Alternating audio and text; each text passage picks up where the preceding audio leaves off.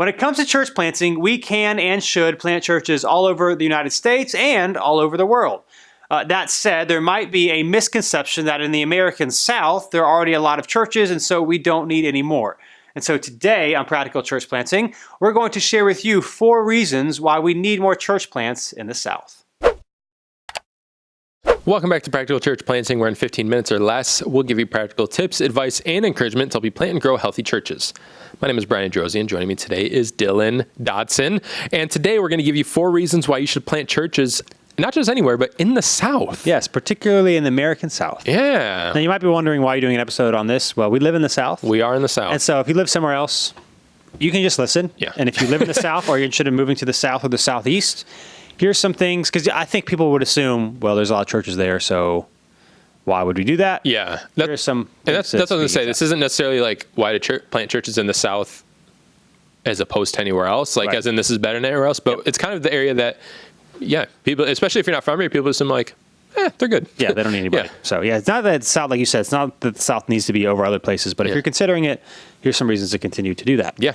Number one, a lot of people are moving to the South. We live in Raleigh, North Carolina, which is top 5, whatever. So is Charlotte. It's like also top 10. So North Carolina, there's big, but a lot of people. Florida. Top 5 what? Fastest growing cities in the country. Okay. Based on top 5 cities. Based on, how populous they currently are and how many people are moving. And so it's just, there's a lot of people moving to the South for various reasons, tech stuff, whatever.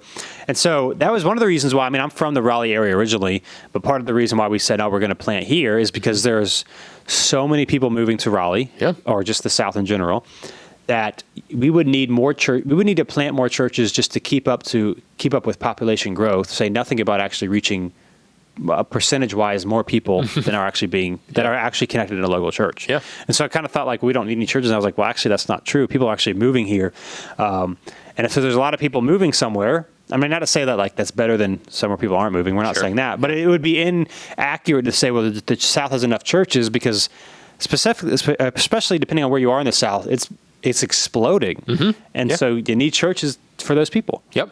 I moved from the Great White North, and that's right. You are. I'm a Northerner, and now I'm a dirty Southerner. So I'm evidence right there. I don't have a whole lot to add, but people are moving we have. We have a church in Raleigh, and you talk to people, and very few are from here.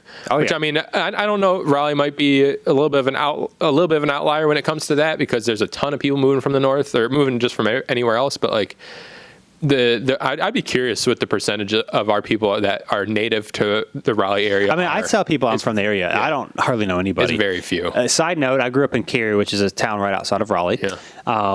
It's aptly noted Cary, Cary, is how you spell it. It was known as the Central Containment Area, is what I heard. Oh, what was it? Central Allocation of Relocated Yankees. Yeah, I heard like containment area for relocated Yankees is what I was told when we moved to Cary. And it's also one of the top 10 safest cities to live in the United States or towns. But that's a side note. But yeah, even growing up, it's just like, and now it's people who are like, I'm from here, like, what? Like, nobody's from here. Yeah, totally. And so people are moving to the South. Obviously, that means there's a need, even if there already are a lot of churches.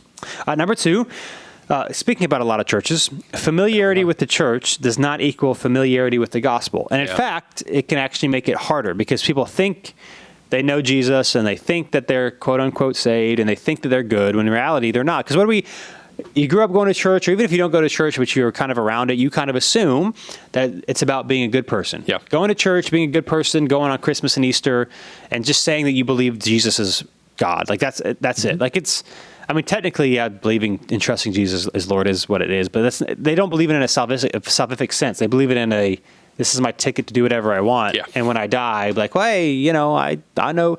And so it can lead to thinking that you're good when you're not, and it actually can be a prohibitor and actually engaging people in a relationship with Jesus because they feel like, well, I already have that. I don't need that. Or the church is a bunch of rules, and I grew up in the church, and now I have disagreements or I have questions, and so I'm not going to go back because I want to live my life. And so there's familiarity with church, but there's not a familiarity with what the gospel actually is, which means that there's great opportunity. It can be difficult. Every context has its own difficulties. The one in the South could be that people think that they know Jesus when they have no idea who he is. And so we need churches that actually help show that and not just this is just the way things are. Yeah, my wife and I did apartment ministry down here in Raleigh for 2 years. And so we got to meet a ton of people, and a lot of not a lot of Southerners and a lot of Northerners. And what I found is most people that were from the South, like not necessarily from the area, but in the South, when we told them what we do for a living, we work at a church, be like, I grew up in church or familiar with church, or, we're somewhat welcoming to it, at least in some capacity. But then we always followed up with, where do you go? Or do you have a church around here? And things like that. It's always like, well, I've been looking, or we poke around here and there, kind of thing. They'll claim a church, but they've only gone twice this year. Yeah, something like that. I haven't been in a while, or, things like that.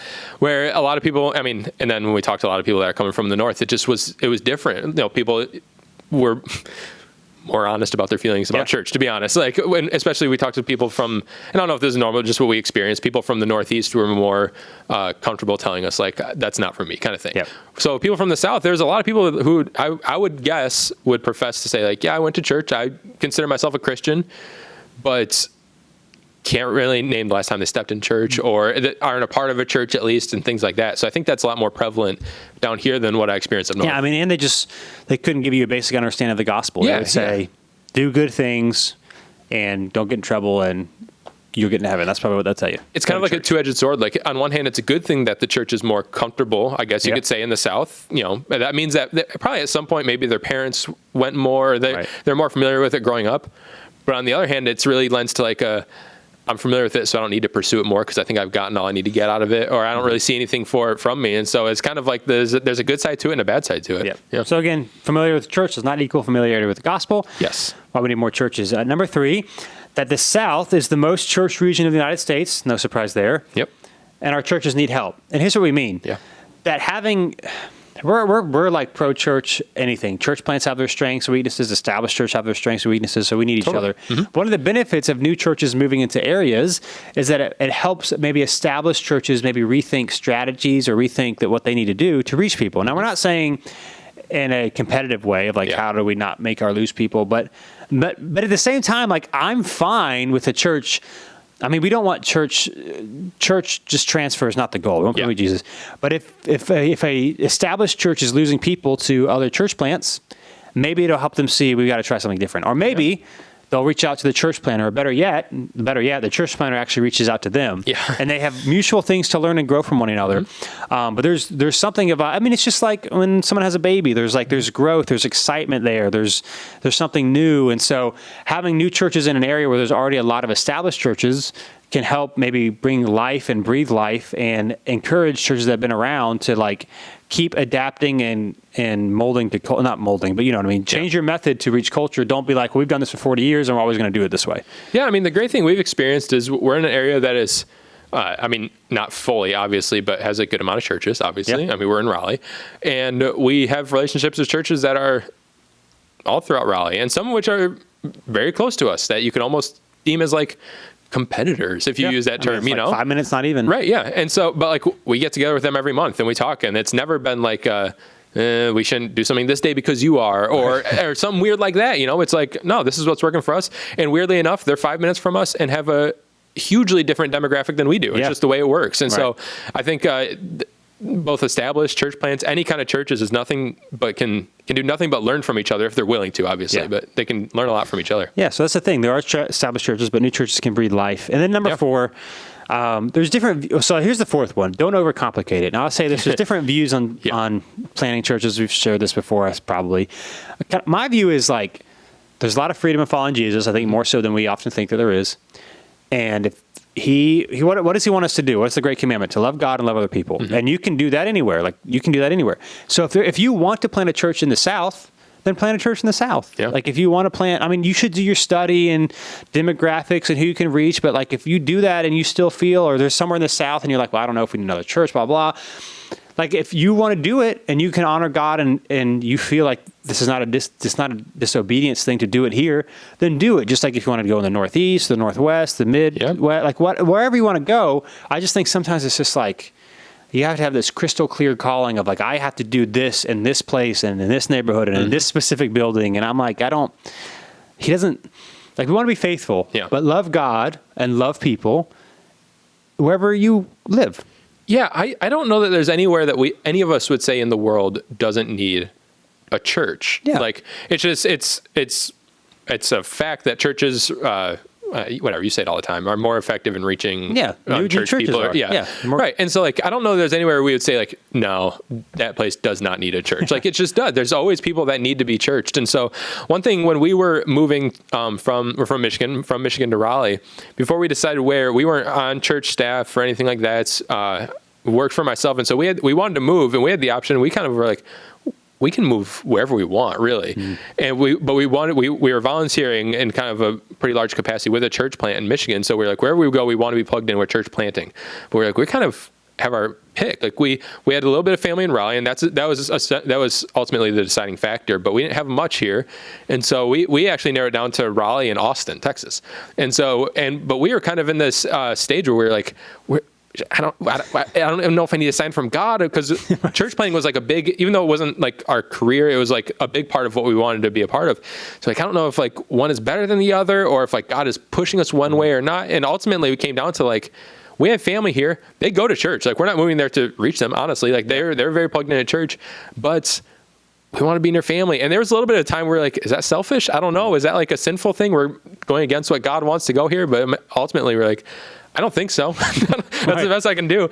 And so we went, and I mean, we obviously today, we believe it was like the best decision we ever made, but it's so easy to fall into that. And I think if you fall into that, there's no way you can not just like trace it, keep defaulting all the way back to like, well, I have to plant a church in New York or California because those are the hardest ones. Like if that's the case, then why go anywhere else? But it's just, well, even in that story, like, okay, you were looking at places there was not a crystal clear sign from God. No. And so I don't think it's, maybe somehow, some way, Austin. Like one is, I think we have two good options, not one good, bad, one bad true, one. Yeah. And if you had people speaking into your life, or you felt for whatever reason you should go to Austin, then you should. But like there was none, and so you brought it before God. You considered Him, and then you say, okay, well, we just want to be faithful. Like I feel like that's what we need for church planners. Yeah. Sometimes. I remember listening to a TED Talk a while ago, and basically the premise is like, if you have two, like if you're making a decision and it's between two things that you've come down to, they're both good decisions. Like I think their context is talking about like what school to attend or something like that. Like if you've narrowed it down and done your thinking and have come down to like two things,